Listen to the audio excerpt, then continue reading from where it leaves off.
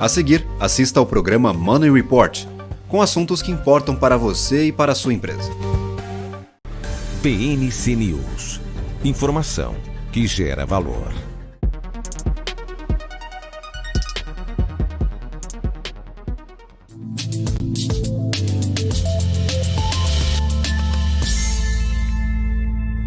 Olá a todos, bem-vindos a mais um programa Money Report TV aqui na BMC News. Hoje, para variar, temos 3 campos da atividade econômica aqui representados, mas os 3 têm um ponto em comum. Todos estiveram no Person of the Year 2025 em Nova York, na delegação que nós levamos para essa premiação da Brazilian American Chamber of Commerce e também numa programação exclusiva realizada por Money Report.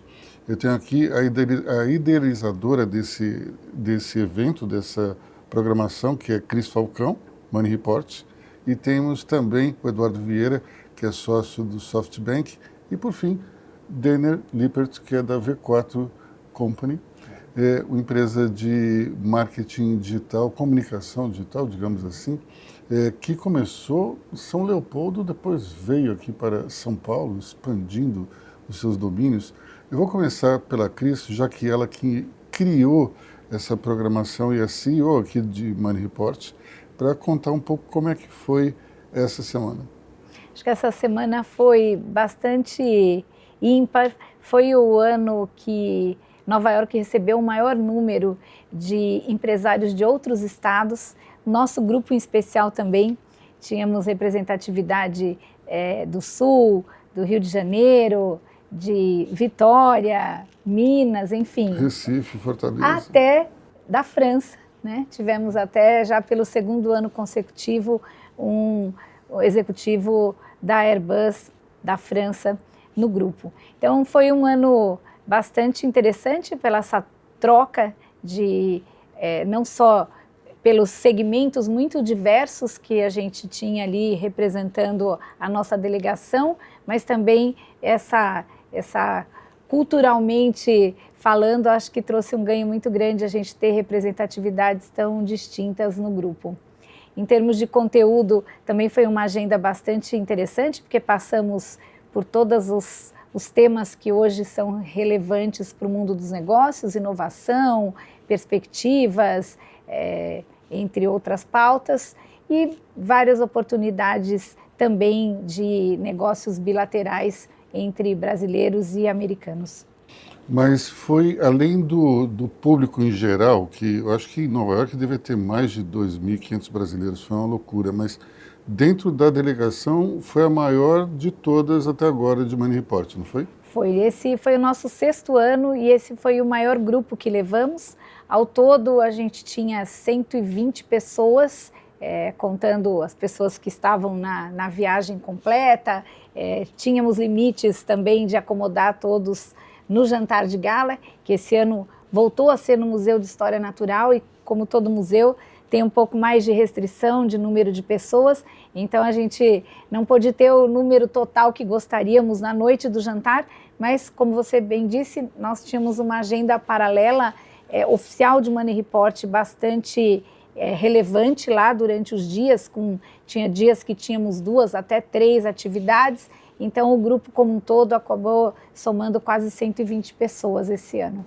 Bom, dentro desse contexto, a gente pode dizer que Money Report é o maior player desse evento realizado pela Brazilian American Chamber, porque são 4 mesas, 40 pessoas dentro do jantar de gala e, ao mesmo tempo, uma agenda de eventos que acho que ultrapassa todos os outros. Quantos eventos a gente tem? Lá, esse ano, nós realizamos 6 eventos paralelos.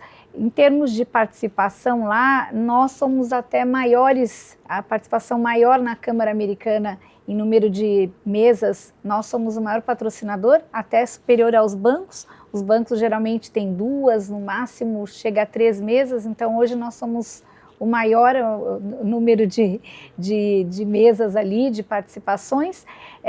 Agendas de conteúdo, normalmente os bancos, algumas empresas realizam uma atividade, no máximo 2, Mas nesse formato de delegação e com a quantidade de agendas por dia que nós temos, somente Money Report que realiza. Bom, a gente começou a semana com uma conferência sobre inovação no TikTok, que é uma das investidas do SoftBank. O SoftBank, que apesar do nome é um fundo de investimentos em tecnologia, é um dos grandes investidores da ByteDance que controla o TikTok.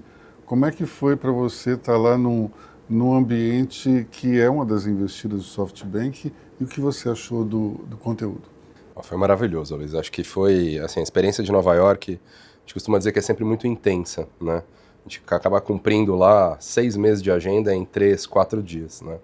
E acho que a troca foi muito efetiva e do nosso ponto de vista específico foi muito interessante entender como que o TikTok está posicionado nos Estados Unidos. A gente tem toda ali uma discussão, né, sobre a continuidade do negócio ali.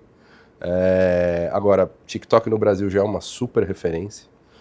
Né, cada vez mais usuários, novas modalidades de produtos, de features, e o networking também proporcionado lá foi muito interessante, então para a gente foi super valioso. Bom, eu utilizei, digamos, de um certo nepotismo para colocar a minha filha de 17 anos no painel, mas ela acabou dando, eu acho que demonstrando um lado, o lado do usuário, que para o público talvez não ficasse muito claro. Você achou que isso ajudou a plateia a entender como é que é a interação dentro do TikTok? Sim, não é porque eu tô aqui, mas eu achei sensacional a presença dela. Porque é isso, normalmente quando você fala de rede social e da atuação no digital como um todo, é muito difícil para o empresário que está de fora, para o C-Level, entender um pouco qual é a particularidade de cada uma das redes, né?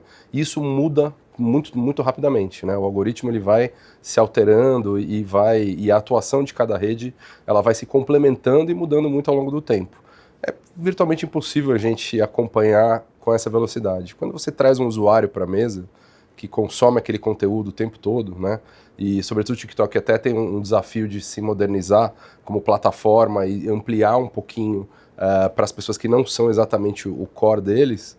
Eu acho que foi uma perspectiva muito interessante. Acho que todo mundo ali saiu um pouco com a pulga atrás da orelha, assim, de saber, poxa, talvez eu não soubesse que o TikTok seria tão, vamos dizer assim, eficiente para e-commerce, por exemplo, para o feature de shopping, que agora foi super lançado, né, recentemente. Outros tipos de interação também, de conteúdo um pouco menos supérfluo, vamos dizer assim. Então, acho que a perspectiva foi excelente.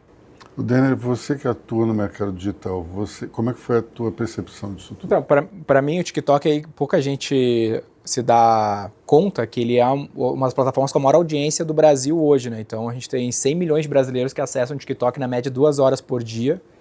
E para nós, a gente está mega atento a esses lançamentos, principalmente do TikTok Shopping, porque diferente das demais plataformas de redes sociais, ele parece mais dinâmico, né, no desenvolvimento de tecnologias e features, como esse lance do shopping que vem agora, que é um lance meio óbvio, que já poderia ter em outras soluções. Ou, por exemplo, o Search, também lançaram anúncios no Search aqui no Brasil, e é um lance que não existe na Meta, nunca existiu anúncios de Search, né, que é um lance meio óbvio, porque 80% da receita do Google é Search até hoje, desde o começo. Então, a gente está super imerso e é legal levar a galera lá, eventualmente faz a galera ficar mais atenta, né? Os empresários ficarem mais atentos, porque eventualmente não é o heavy user e a gente vive na nossa bolha, eventualmente tu usa mais o Instagram, tu acha que o Instagram é o centro do universo, mas na prática hoje a gente tem um player bem mais dominante aí que é esse, né?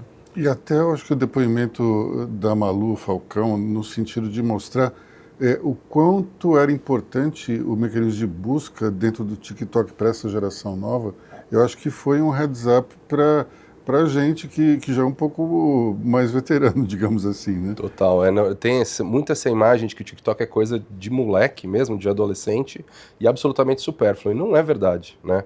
Hoje em dia tem cada vez mais conteúdo relevante sendo criado ali, as discussões são cada vez mais de alto nível, e o que o Denner falou, assim, o nível, o tamanho da audiência e a importância da audiência, ela vai muito além do que a gente está acostumado a perceber, né? Então é isso, não é... A gente foi criado, vamos dizer assim, acostumado a ver redes como o LinkedIn é o meu lugar profissional, o Instagram é o meu lugar de foto, de show-off, e o TikTok é o quê? Não pertencia, né? E de repente 100 milhões de brasileiros estão usando. Eu como exemplo, na V4 a gente compra muita mídia digital para capturar clientes para a nossa empresa que vende B2B. Então, todo mês, a gente assina novos 1.000 contratos com empresas na V4. O TikTok, por exemplo, é um veículo de mídia que a gente investe mais de R$1,5 milhão por ano em mídia no TikTok para a marca da V4, para capturar empresas. A gente investe mais no TikTok do que a gente investe no LinkedIn, por exemplo, para capturar empresas. Então é exatamente isso que o Edu está falando. Às vezes o cara acha, não, eu quero capturar empresas. Pô, empresas a galera tá no LinkedIn. Não, a gente investe mais no TikTok para capturar empresas do que no LinkedIn, focado em ROAS, né, em retorno sobre investimento de mídia, e ele entrega um retorno sobre investimento de mídia equivalente ao nosso investimento em Instagram. Óbvio que no Instagram a gente investe muito mais que isso, mas já é algo mais relevante que o LinkedIn para nós como veículo. E a tecnologia de compra de mídia já é melhor que a do LinkedIn. Bom, interessante porque a gente está falando primeiro de uma decisão que não é emocional, ela é totalmente racional porque você analisa os números e vê o retorno, mas é surpreendente, eu acho que para muita gente, o fato de que é uma plataforma que pode trazer retorno B2B. Porque geralmente se olha para o TikTok como uma coisa B2C, né? É porque a empresa não assina contrato, sempre é uma pessoa que assina, né? E como a gente falou, tem 100 milhões de brasileiros lá. Esses 100 milhões de brasileiros, pelo menos aí, vamos dizer, um quarto está economicamente ativo. Então tu consegue pegar essa pessoa, eventualmente, num outro momento da vida e trazer ela para a sua conversa. Aí é o papel do teu time de marketing conseguir fisgar ela dentro desse ambiente para essa sua conversa, e aí que o resto do processo seja feito. O problema do LinkedIn é que ele tem muito pouco watch time, então mesmo que tu tenha um público, vamos dizer, o público econômico ativo presente no LinkedIn, ele está presente por pouco tempo. O lance que o TikTok conseguiu é muito watch time, então tu consegue fisgar essa pessoa lá, porque ela está lá muito mais tempo que está no LinkedIn. Então mesmo que tu queira desprender mais capital de mídia dentro do LinkedIn, tu não consegue capturar a atenção, porque ela não está desprendendo atenção lá, versus o que ela está desprendendo no TikTok, entendeu? Essa é a loucura da coisa. E o interessante é que o algoritmo ele consegue compreender melhor naquela plataforma qual é o teu interesse e acaba te municiando com vídeos que de fato fazem parte do teu universo. Exatamente. E tu pode cruzar dados, né? Então hoje a mídia digital, se você tem muito dado de quem é o seu cliente ideal, inclusive o cliente B2B, porque são pessoas, tu consegue segmentar independente do conteúdo que aquela pessoa consome. Ela pode estar nem consumindo tanto conteúdo de negócio, que hoje tem bastante dentro do TikTok, corte de podcast, coisa do gênero, tu ainda consegue chegar naquela pessoa. E complementar com o teu mix. Às vezes tu está atraindo essa pessoa do Google Search, mas tu quer fazer um retarget, né, aquele anúncio que persegue dentro do TikTok, tu vai conseguir mesclar isso, né? No fim das contas não vai ter um player dominante, a galera transiciona entre N plataformas, né, e a gente vai tentando fisgar ela em diferentes momentos em todas elas. Mas o TikTok é um player extremamente relevante. E só para, nesse ponto, só para complementar, uma revolução que está para acontecer é essa parte do live shopping para empresas, para B2B, né? Então é muito comum falar assim, poxa, alguém vai fazer um open box, algum teste de produto, cosmético, alguma coisa muito voltada a consumidor numa live do TikTok, ok. Mas imagina você fazer isso com uma empresa, por exemplo, né? Uma compra B2B, que você tem um alcance nacional para um departamento de compras, por exemplo, de uma empresa de papel, uma empresa química, uma empresa agro ou qualquer segmento. Imagina o ticket médio que você vai ter numa live como essa. Então vai ser uma coisa bastante relevante daqui para frente. A Arezzo, ela faz um evento gigantesco para vendas B2B aqui no Ibirapuera, para ela transicionar isso para uma live commerce. O custo que ela coloca hoje no evento físico para fazer algo que ela conseguiria fazer exatamente igual, para atender o multimarca dela, é execuível, totalmente execuível, né? Bom, você falou em networking e os nossos eventos lá não foram somente conteúdo, mas teve um jantar na segunda-feira que foi bastante importante nesse sentido. Conta pra gente. Sim, a gente aposta muito nesse formato, né, de conteúdo, relacionamento e experiência. Então, acho que vocês que estiveram lá, foi bem tangível isso.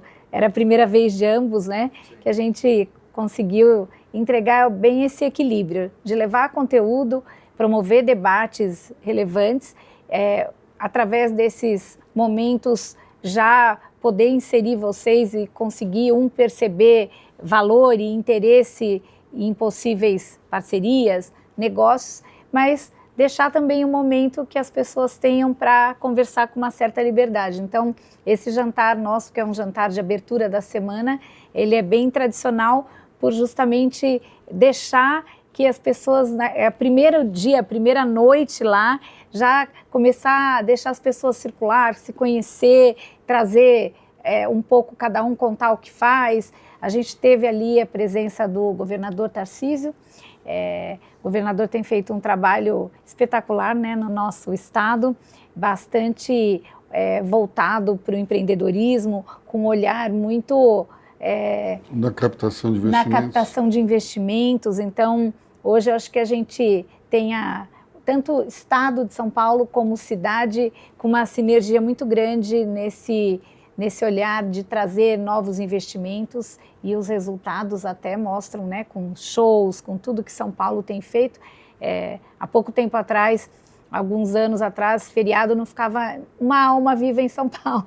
E hoje a gente observa um turismo assim bem significativo na cidade. A cidade nunca para. Você percebe circulando nos restaurantes, existe um turismo de gastronomia e shopping em São Paulo bastante ativo. E nesse jantar a gente também trouxe representatividade de todos os setores, né? Então ali a gente tinha da indústria, energia, mercado de combustíveis, varejo, mercado financeiro. Então a gente tinha uma boa representatividade dos setores relevantes e também dos novos negócios que surgiram nos últimos 10 anos, muito em função dos avanços tecnológicos. Bom, nós tivemos também homenagens, primeiro ao governador Tarcísio de Freitas, tivemos também ao sócio sênior do BTG, André Esteves, tivemos para o CEO do Mentory Bank, Wanderson Aquino, tivemos para o CEO da JHSF, Augusto Martins, tivemos para o CEO da Copel, Daniel Slaviero, tivemos para o Daniel Randon, CEO da Randon Corp. Faltou mais alguém? A Jeane Tsutsui, que é a CEO do Grupo Fleury, também. E Geise Diniz, do Pacto contra a Fome. Aliás, esse é um ponto que a gente está sempre muito atento em Nova York, mas aqui no Brasil também, sempre muito apoiando o terceiro setor. Porque eu acho que se a gente não fizer a nossa parte, os nossos negócios vão bem, a gente vai prosperando e a gente quer deixar um ambiente melhor para as nossas famílias também.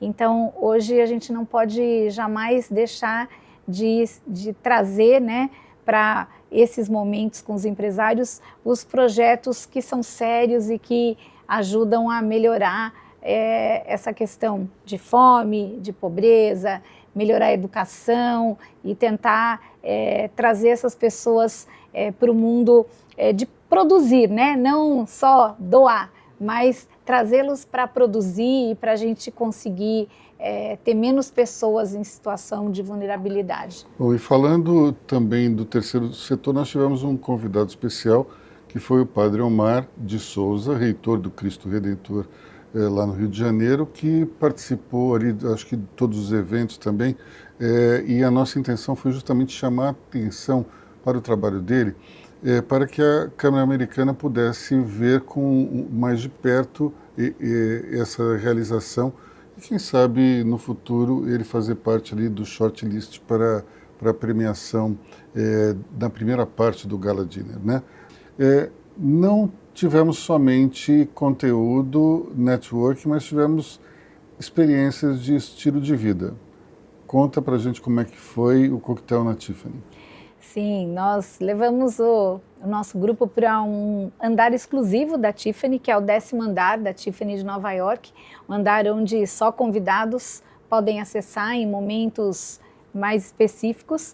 E ali nós fomos recebidos pelo CEO da Tiffany lá em Nova York e por David Markovich, que é o CEO do grupo LVMH Brasil e Américas, com um coquetel assinado pelo chefe Daniel Bulot. E ali tivemos um momento bastante agradável também, o lugar em si, o coquetel e também uma pausa entre agendas mais demandadas de conteúdo para a gente poder descontrair um pouco também. Então, normalmente a gente faz uma experiência como essa, da Tiffany, todo ano tem alguma agenda diferenciada para trazer um pouco de algum lugar, obviamente que não seja acessível facilmente. E ainda dentro de agendas alternativas, né, que falamos há pouco do Padre Omar, nós encerramos a nossa semana com uma missa que o Padre Omar orou ali na igreja, na St. Patrick's, que também foi um momento bastante especial para todo mundo. Depois de uma semana intensa, de muitas oportunidades, estar ali na St. Patrick's, recebendo aquela bênção do Padre Omar, foi algo que movimentou muitos brasileiros, porque ele até nos pediu se podia divulgar na página dele, e aí vários brasileiros que não faziam parte do nosso grupo e puderam saber que estava acontecendo a missa, acabaram participando também. Bom, além do St. Patrick, da missa na Catedral de St. Patrick, a gente teve também, eu acho que é importante ressaltar, no nosso jantar de segunda-feira, onde foi e como é que foi, até porque recentemente o ex-vice-presidente da TV Globo, José Bonifácio Oliveira Sobrinho, Boni, ele até fez um comentário do lugar que a gente escolheu para fazer o jantar.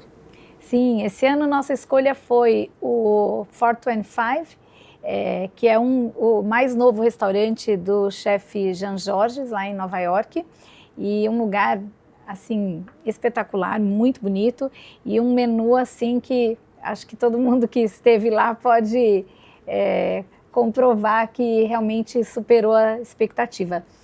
Todo ano, para esse jantar e almoços que fazemos por lá, a gente procura justamente trazer experiências, e geralmente são restaurantes Estrela Michelin, são lugares ou tradicionais, ou às vezes um lugar como aqui o caso que tinha sido recém-inaugurado, para também trazer um pouco, né, desse charme já que você está fora, poder compartilhar e conhecer algo diferente. Então, o Jean Georges foi a nossa escolha e ficamos bastante satisfeitos, né? Eu agora percebi que a gente só fez em restaurante francês, já reparou? Exato.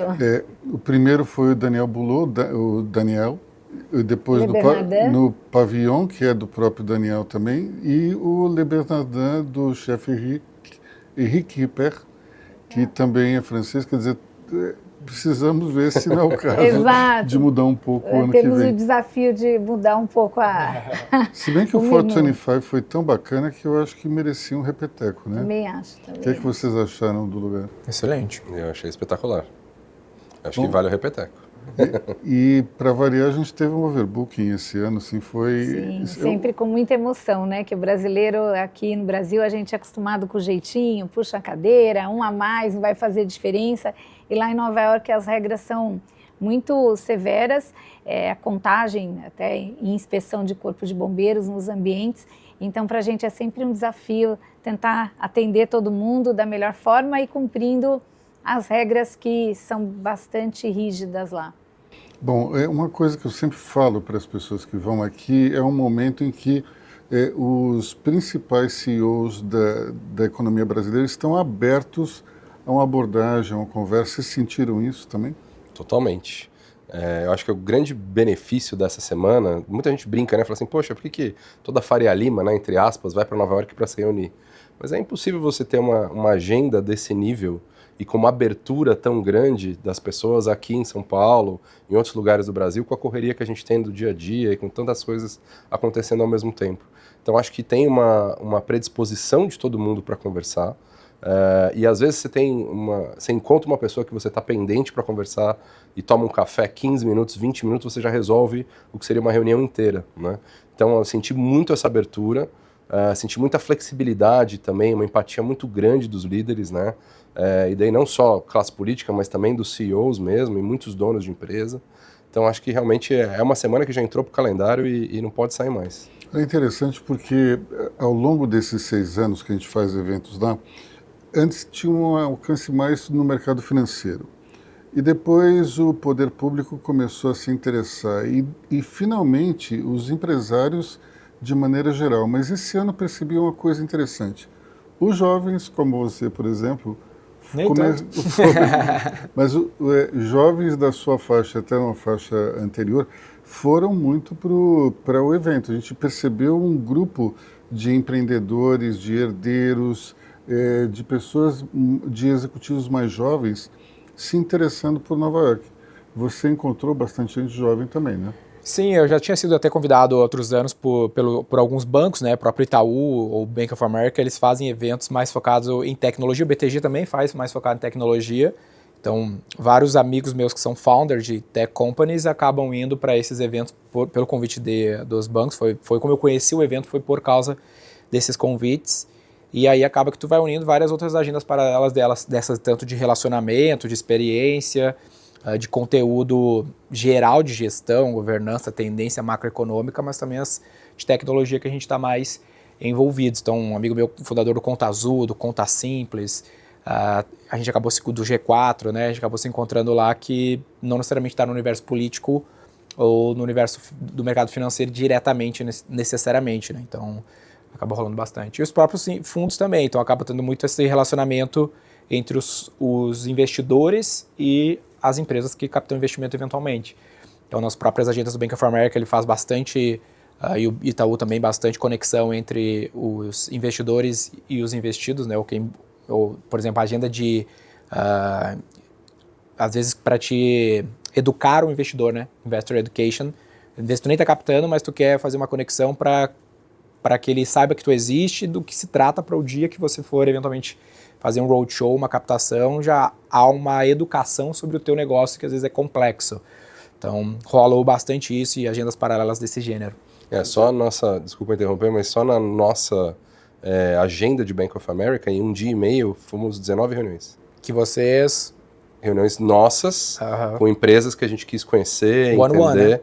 One-on-one. Então. Bom, e o governador Tarcísio, juntamente com o secretário Jorge Lima, eles fizeram um roadshow praticamente nessa semana.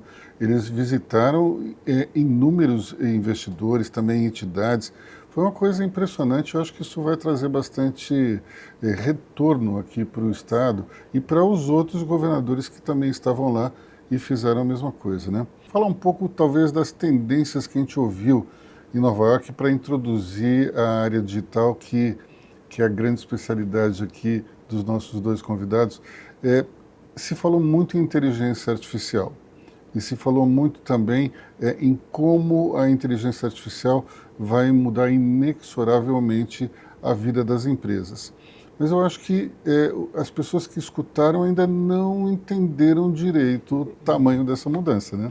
É muito, muito grande, né, Luiz? Assim, nós no SoftBank somos aí um dos líderes dessa revolução no mundo, né? Temos aí alguns investimentos bastante importantes. OpenAI, somos aí o principal investidor agora, né? Participamos aí de uma rodada recente de 40 bilhões de dólares.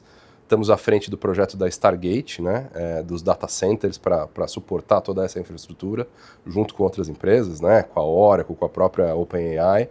Inclusive lá em Nova York estava o Kleber Moraes, que é o CEO da AWS no Brasil, um dos maiores operadores de data center do mundo, e a grande preocupação dele, eu até presenciei uma conversa dele, o governador Eduardo Leite, que é garantir o fornecimento de energia para esses data centers, que isso é um grande problema, né? É um super problema, é um desafio que todo mundo está olhando.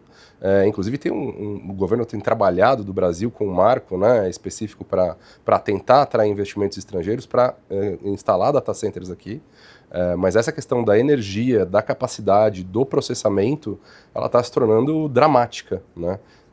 Inclusive, eu tive a oportunidade de presenciar também um evento com o Eduardo Saverin, né, que foi um dos cofundadores aí da Meta, do BTG, e ele mora em Singapura, né, há muitos anos, e foi muito interessante a perspectiva que ele trouxe, dizer que primeiro que o eixo de desenvolvimento dessas tecnologias está cada vez mais para o Oriente, né, e um segundo ponto também que foi muito relevante, de trazer para a mesa que muitas das tecnologias que a gente acha que ainda vão chegar, ou ainda vão surgir, já estão disponíveis, né?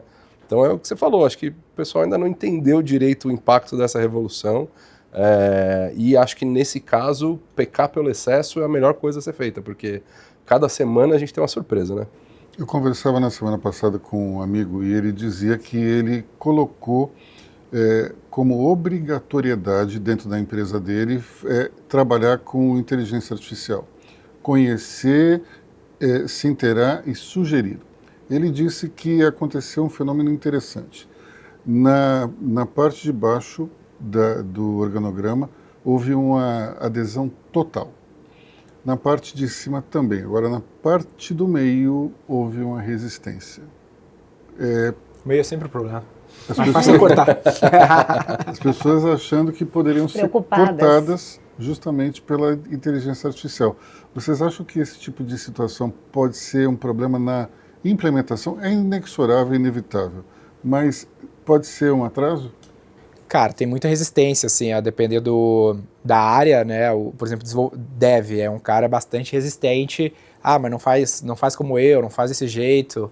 Muito por esse receio de eventualmente O dev é acontecer o isso. famoso desenvolvedor. É, o isso? desenvolvedor, Então, a minha experiência que eu tenho visto é ele ficar assim, não, mas não é 100% ainda, não é 100%, ele vai ficando mais para trás. Gerando receio, né? Vai gerando esse receio. Então, na nossa cabeça é o novo Excel, assim, é um lance que todo mundo vai precisar fazer no dia a dia. Um lance que a gente adotou lá e várias empresas do nosso meio assim adotaram na abertura de uma vaga, a pessoa tem que justificar por que aquela função não é feita por AI ainda, para conseguir abrir aquela vaga no processo. Então, é um lance que uma das coisas que a gente fez para conseguir. Então, esse middle manager, né, que é mais resistente, ele, por exemplo, vai abrir a vaga, ele tem que justificar por que ele não está fazendo aquilo com AI ainda. E aí o nosso time de pessoas lá, em relação com a galera, tenta estar o mais qualificado possível para poder julgar, né, se ele realmente deu uma boa justificativa.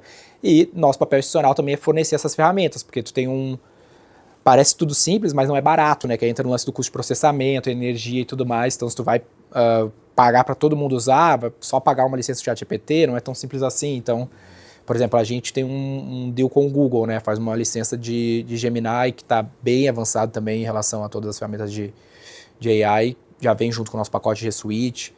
Aí surge uma nova, tu tem que contratar outra, daqui a pouco teu custo de licença de ferramenta de AI para cada vai para casa dos milhões de reais para qualquer empresa que tenha uma centena de funcionários, né? Bom, eu acho que o grande problema que existe hoje ainda é uma certa dificuldade de encontrar as informações corretas e isso contamina os mecanismos de inteligência artificial, especialmente na nossa atividade jornalística, de comunicação, de conteúdo. É mais complicado para a gente, mas é inevitável que isso vai entrar, já está incorporado no nosso dia a dia, mas ainda precisa de uma supervisão muito atenta, porque aparecem umas coisas assim esquisitas. Acho que tem uma diferença grande, Aloysio, da utilização das pessoas comuns para as empresas, né? Então, assim, na utilização das empresas, isso já está muito avançado com essa ascensão aí dos agentes de AI, né? Que conseguem trabalhar bastante não só nas bases públicas, mas também nas bases das próprias empresas, né? As bases de dados que são proprietárias ou correlatas à atividade daquela empresa. E isso tem aí, a gente tem acompanhado uma adesão assim, absurda, uma velocidade muito forte.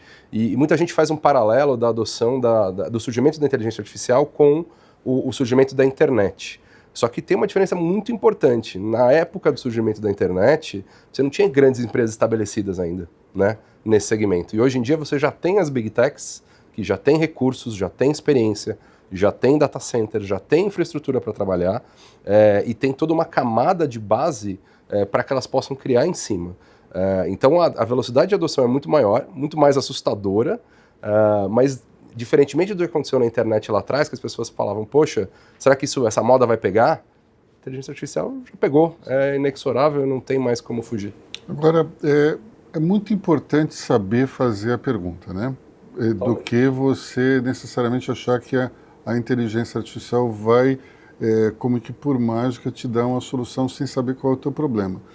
Na semana passada também tive uma experiência interessante. Num almoço entre amigos, a gente falava sobre aquele fenômeno da garrafa de Coca-Cola, que agora tem 250 ml, mas é o mesmo preço da que tinha 350.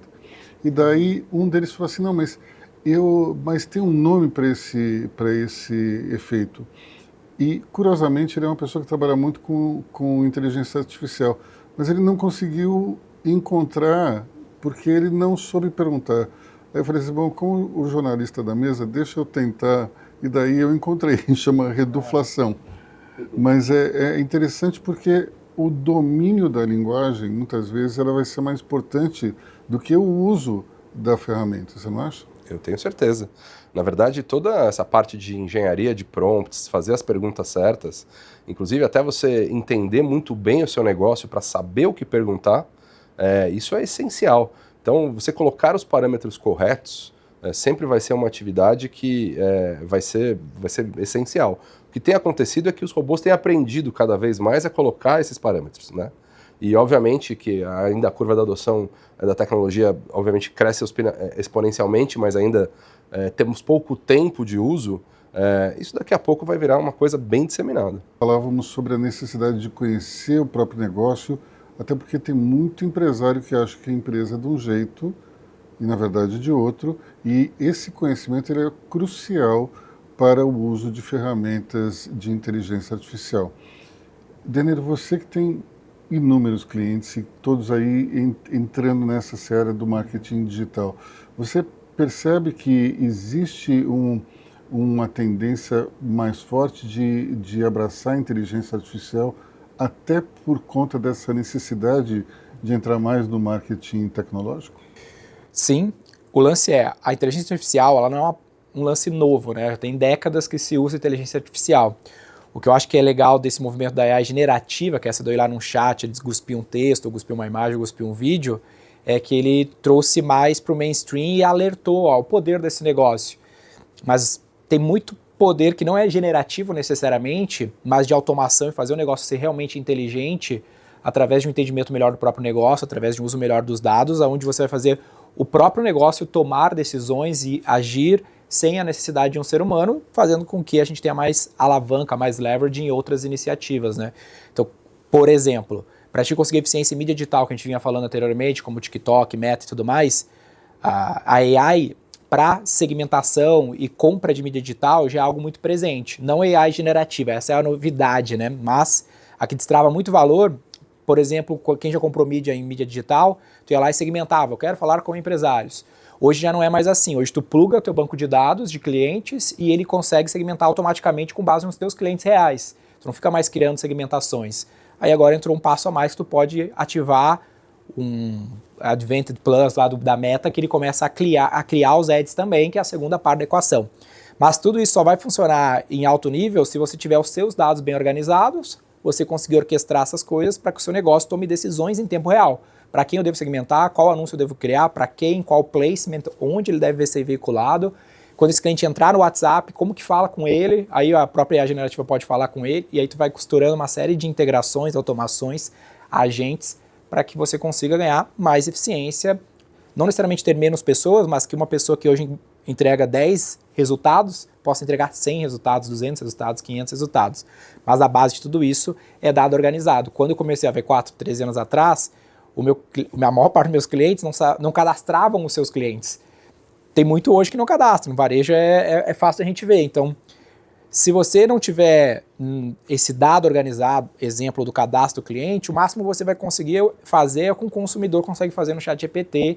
Isso não é o real poder que tem por trás disso aqui. O real poder é você criar uma engenharia no seu negócio que costura todas essas ferramentas, plugado aos seus dados, e em tempo real ela vai aprendendo com o seu próprio negócio, com o seu próprio consumidor, para que o seu negócio cresça automaticamente mesmo, pelo aprendizado da máquina. E vocês no SoftBank, você também usa a inteligência artificial para encontrar aquelas empresas que poderiam ser investidas? A gente usa para tudo que você possa imaginar, né? Para a parte de modelagem de dados, de análise de empresas, histórico, comparação com outros mercados, mesmo entender um pouco as empresas que estão se tornando aí, surgindo um pouco. A gente tem, o nosso nível de investimento é em late stage, né? Então é depois de uma série B, uma série C. Então a empresa já tem uma atração, já tem um modelo de negócio comprovado, já tem uma receita recorrente e está precisando de capital aí para se desenvolver, para abrir um capital ou para fazer um M&A, né? Então nessa área a gente já pega muitos dados dessas empresas automatizados. Mas é o que o Denner está falando, acho que de alguma maneira a AI, o grande poder dela é forçar as empresas que obviamente querem surfar nessa onda e se beneficiar, a se organizar melhor internamente, a se profissionalizar do ponto de vista de estrutura de dado. E isso no Brasil, às vezes, é um pouco mais difícil do que em outros lugares, né? Muito aquela história do dono brasileiro, né? Tá presente, tem a empresa na cabeça dele, né? Ter o feeling das coisas, que obviamente é importante, mas o que tiver mais documentado, quanto mais documentado tiver, mais fácil vai ser para a gente poder trabalhar nessa base toda, né? E daí você destravar de alguma forma todo o poder aí de transformacional da IA. Mas eu acho que a inteligência artificial tem um outro papel também, eu acho que com as ferramentas que a gente já tem hoje, que é destravar algumas coisas que estão na cabeça do dono. Eu vou dar um exemplo para vocês. Esse aparelhinho aqui, ele é incrível, vocês conhecem, é o Cloud. O Cloud, ele é um gravador que é acoplado a uma inteligência artificial e você simplesmente você não tem nada para fazer, você começa a gravar sobre alguma ideia que você teve e vai divagando, vai fazendo um brainstorm e depois você pede para a inteligência artificial fazer um resumo, uma análise, e não é somente para transcrever o que você fala, mas agrega-se um valor inestimável. Então, eu tenho a impressão que você que é empresário, você que é empreendedor, que tem uma ideia, um rompante, um insight, e você tem com esse Cloud uma capacidade de expandir aquilo que você pensou e, ao mesmo tempo, ordenar dentro de um raciocínio que pode ser até utilizado como um início de business plan. Então, é interessante porque a gente tem uma condição de ampliar o nosso raciocínio utilizando uma ferramenta digital. O que eu gosto desse teu exemplo, tudo isso que tu falou, o cara pode transferir isso como uma engrenagem na organização dele. Então, uma ferramenta como essa, ela consegue gravar e transcrever e armazenar e gerar insights de uma conversa nossa aqui, individualmente, como tu citou nesse teu exemplo. Agora, imagine isso como uma engrenagem na organização. Tu tem lá 100 vendedores, 100 pessoas num call center, dezenas, centenas, todas elas gravando e transcrevendo em tempo real tudo que elas estão fazendo, por exemplo, num Insight Sales, né, num call center, num time de vendas. E esse insight acontecendo em tempo real para o próprio atendente, operador, para ele melhorar o trabalho dele, eventualmente em tempo real na tela, dizendo o que ele tem que falar, gerando o relatório cross, todos os 100 vendedores, para o gerente falar, ó, desses 100 vendedores, os 97, 87, 57 estão mandando mal nesse item. Vamos fazer um treinamento, um roleplay com ele nesse elemento? Vamos. Como que faria antes? Eu ia lá e fazia o roleplay. Agora tu pode falar, ó, entra nesse link aqui, fala com uma AI que ela vai fazer o roleplay contigo com base no 7, no 10 e no 17, que são os melhores. E ela está sendo treinada no cara que está tendo a melhor conversão, a melhor taxa de sucesso, com a mesma ferramenta que tu deu exemplo. Então essa é a grande lance que a galera tem que enxergar de como transformar isso numa engrenagem para alavancar o resultado da empresa. Tudo isso que eu estou falando, centenas, milhares de empresas no Brasil fazem todos os dias com gente que não consegue alcançar todas as pessoas. Hoje um enabler, a pessoa que fica lá num call center treinando, ela não consegue fazer vários roleplays por dia. Agora tu pode fazer com que todos os teus vendedores façam roleplay todos os dias com o teu melhor vendedor, né? Então essa é a graça dessa engrenagem na organização, né? E a engrenagem ela pode te ajudar a fazer coisas que você não estava esperando. Por exemplo, você perguntou tudo o que você poderia perguntar para a inteligência artificial, você esgotou o seu hall de perguntas. Mas aí você pode fazer uma última, que é o seguinte: o que eu deixei de perguntar para você? O que pode ser relevante que eu não abordei? Como eu posso perguntar de uma maneira mais objetiva para você? Tudo isso acho que acaba melhorando a qualidade do seu trabalho e isso vai te trazer um valor enorme. É que as pessoas ainda não conseguiram, eu acho que, se dedicar integralmente a esse novo... Para mim, um dos problemas também que a galera tem que cuidar com o lance de AI, não sei como é que o Edu vê esse caso, é que são shiny spots, né? Tu vai nesses eventos, eu fui também em Austin esse ano, lá no SXSW, e sempre tem um shiny spot, uma coisinha brilhando, e aí, às vezes, o empresário, o executivo, ele tira o foco das coisas que dão resultado, e ele vira outra coisa, né? A gente fala que é o otimista desinformado, né? Que ele, pô, isso é incrível, mas tem vários BO, né, que ele não tá vendo. Aí depois ele tá um pessimista informado, às vezes, do negócio dele. Óbvio que tem suas oportunidades aqui e tudo mais, mas talvez o mais rápido, mais low-hanging fruits para ele, a fruta mais baixa o que tu faz hoje da ROI? Pô, eu tenho um call center que vende muito, eu tenho um atendimento que atende o cliente e faz o cliente ser feliz. Como que esse processo já existente pode ser melhor, ao invés de ir para outra coisa? Então, exemplo que me veio à cabeça, né? Tem a pesquisa de satisfação pós uma ligação num call center, que provavelmente tem uma taxa de resposta baixíssima. Com AI, tu não precisa nem perguntar se a pessoa está satisfeita, ela consegue interpretar se foi bem atendido ou não e tu já saber qual é a taxa de sucesso. Então, já vai ter uma adesão de 100% das tuas ligações, né? Então, como é que eu pego o meu processo atual e faço ele ter uma taxa melhor, um win rate melhor, um alcance maior, do que às vezes eu fazer outra coisa, né? Que também é possível, mas às vezes a gente tira o foco do que já dá certo. Eu concordo, eu acho que você matou para mim o que é a grande oportunidade dessa tecnologia, que muitas vezes a gente, é isso, né, vai nos eventos, vai atrás, vai correndo, vai tentando perder o FOMO, né, que virou uma coisa impossível hoje em dia, porque cada semana você tem uma novidade e você espera a next big thing para surfar e falar, legal, vou pegar isso aqui e vai ser agora a minha tábua de salvação. E na verdade não é isso, é um processo, né, é você entender um pouco, olhar para dentro e entender que é uma tecnologia transformacional. Então não é uma próxima onda como foi, sei lá, metaverso foi anterior, não deu certo. NFT foi anterior, não deu certo. E agora AI, será que vai dar certo? Não se trata disso, né? É uma transformação muito maior. Ela é estrutural, né? Então tudo que a gente faz dá para fazer um pouquinho melhor, mas não necessariamente vai fazer outra coisa.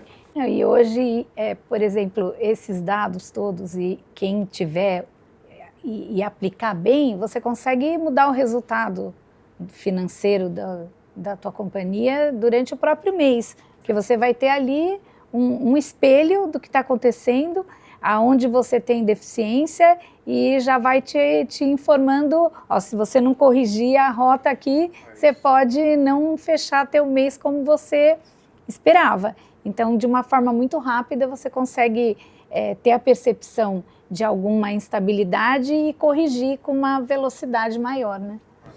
Bom, você falou do pessimista desinformado. O otimista desinformado. O otimista desinformado.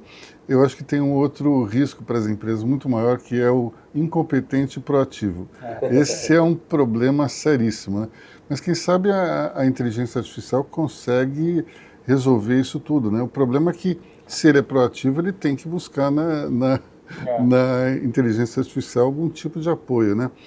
Vocês sentiram aquilo que o meu amigo falou, que o nível intermediário é mais reticente ao uso da tecnologia?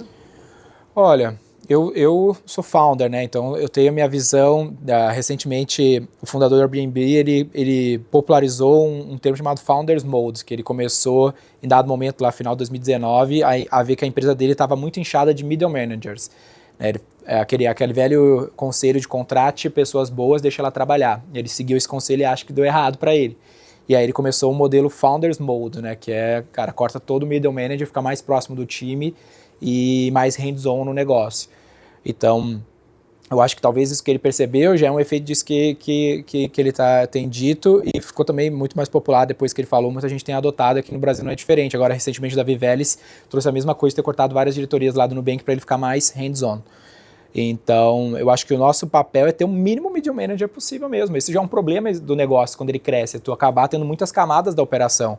Então, a tua diretoria, o mais alto nível, com algum grau de frequência, precisa meter a mão na operação lá e checar o que está sendo feito, porque ele está mais comitado em resolver esse problema real. Como é que você gerencia a evolução de carreira dentro da empresa se você tem poucas oportunidades aqui no meio?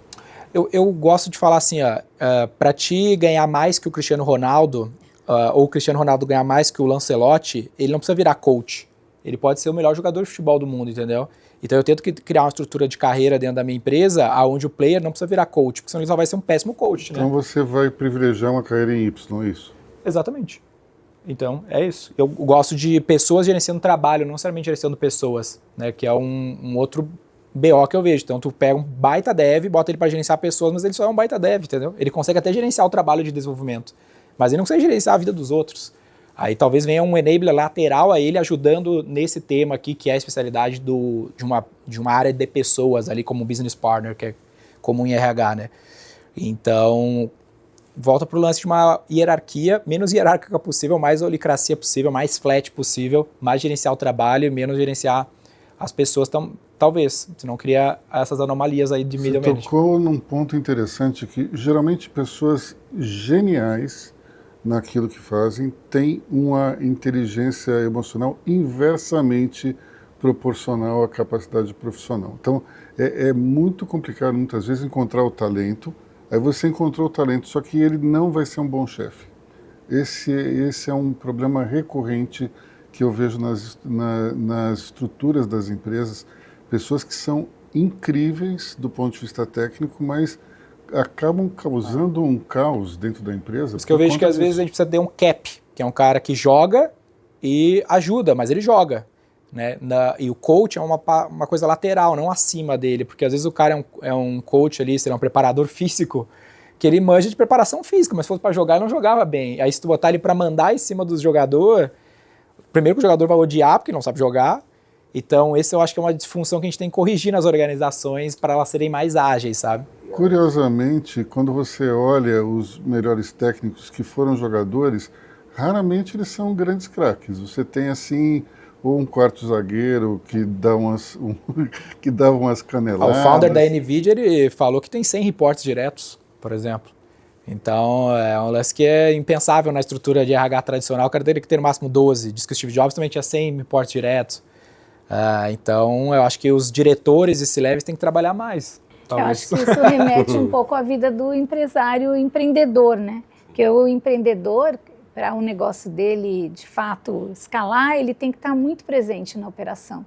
E estar o tempo todo em campo. Então deixa eu botar o Founders Mode em campo para encerrar o programa, que já está. Esse aí é uma pauta para o programa inteiro. Então a gente vai falar sobre esse assunto no futuro. Eu agradeço muito a Cris, Eduardo, Denner. A conversa foi ótima. A gente volta aqui na próxima quinta-feira na BMC News.